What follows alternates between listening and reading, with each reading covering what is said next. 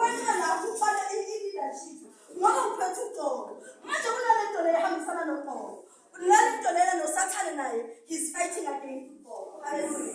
Remember ukuthi uSathane ulithi iBhayibheli waya uJesu waya kuNkulunkulu wathi wafika kuye wathi lo muntu oqhoma ngayo uqhoma soma wena umnikeza uqobo the protection eyakho is upon this person.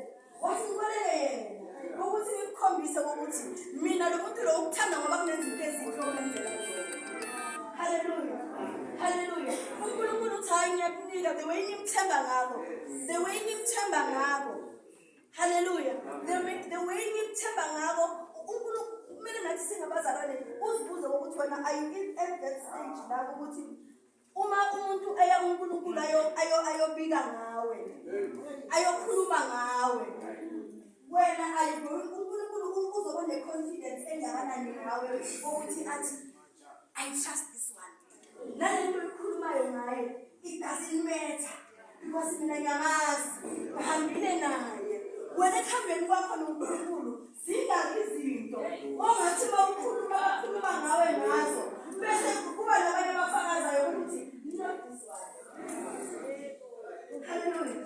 But not this one. Ngoba manje akithi asisakhuluma ngoJob. Sikhuluma ngabo thina siboJob abala emhlabeni manje. Kunabantu abahambayo bayokhuluma umbiko ngathi. Hallelujah. Wena uNkulunkulu namhlanje uthi mababika uSathane makabika ngoJob uthi ngiyamazi uJob.